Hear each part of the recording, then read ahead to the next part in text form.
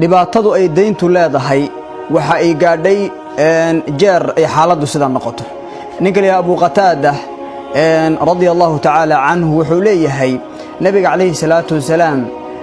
ayaa maalmaha kamid inagoo nabiga ag fadhin kaleey salaatu wasalaam ayaa nabiga waxa loo keenay janaaza ayaa loo keenay macnaha waxa loo keenay meed baa loo keenay si nabigu ugu tukado saxaabada waxay leeyihiin faqaalu salli calayha ya rasuulallahi kutuka janaazada dusheeda ku tuko oo yaani meedka ku tuko markaasuu nabigu wuxuu yiri hal calayhi daynun miya ninkan dayn lagu leeyahay ruuxan aynu ku tukanayno miya dayn lagu leeyahay markaasii saxaabadu waxay dhaheen maya rasuulka ilaahay wax dayna lagu ma lahan markaasuu yiri faal taraka shay'an waayahay wax ma ka tagay uun wax hanti oo leeyahay ma ka tagay markaasay dhaheen maya rasuulka ilaahay waxa uu ka tagay ma lahan markaa nabiga kaleey salaatu wasalaam ninkii waa uu ku tukaday mar kale ayaa haddana waxa loo keenay meed labaad oo leeyahay rasuulka ilaahay meedka ku tuka haddana abu isla su'aashii kii hore uu weydiiyay ayuu wuxuu yiri fahal calayhi daynun warmiya ninkan dayn lagu leeyahay markaasay dhaheen rasuulka ilaahay ha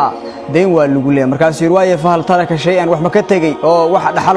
oo laga yaani hantiya ma ka tagay markaasay dhaheen rasuulka ilaahay 3 diinaar buu ka tagay oo ka dhintay markaasuu yiri nabiga kaleey salaatu wasalaam markiiba salaadii buu galay waa ku tukaday ninkii marka haddana thumma utiya bithalitha janaasa saddexaad baa haddana loo keenay meed saddexaad markaasuu yiri nabiga kaleey salaatu wasalaam yaani ninkan wax ma ka tagay wax hantiya maal ma ka tagay markaasay dhaheen rasuulka ilaahay maya wax maal ma uusan ka tagin markaasuu yiri fahal calayhi daynun dayn miya lagu leeyahay markaasay dhaheen rasuulka ilaahay ha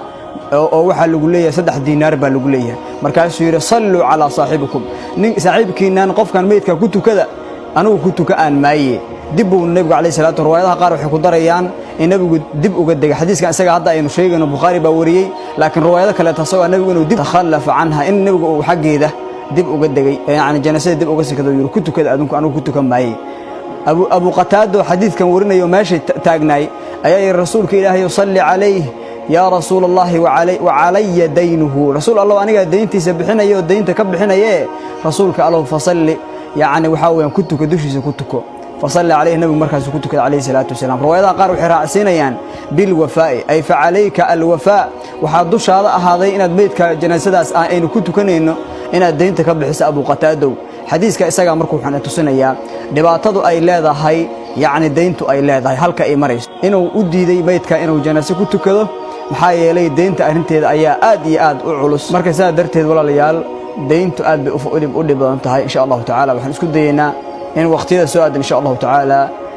aan la socodsiiyo qayb labaad iyo qayb saddexaad insha Allah ta'ala aad bay ahadiista ka hadlaysa u fara badan yihiin maanta halkan xadiis baan insha Allah ta'ala qaatay oo aan yaani idin la damcay inaan insha Allah ta'ala idin soo gudbiyo bal deynta insha Allah ta'ala aad iyo aad la isaga ilaaliyo nabiga kaleey salaatu wasalaam wuxuu leeyahay qofkii deynta u qaata inuu qofkii oo yaani deynta ka qaata inuu siin doono u qaata ilaahay subhanahu wa ta'ala waa ku kaalmeeya kii deyntan u qaata ciyaar iyo inuu san dhiibi doonin u qaatana ilaahay subhanahu wa ta'ala garabkiisa ayuu ka baxayo kama uu bixiyo ayaa ilaahay ayuu kuma uu caawiyo ilaahay bixinteeda subhanahu wa ta'ala xadiiska isaga insha Allah ta'ala nabiga ayaa warinaya marka deynta la bixiyo la iska ilaaliyo hada ma aqulu assalamu alaykum wa rahmatullahi wa barakatuh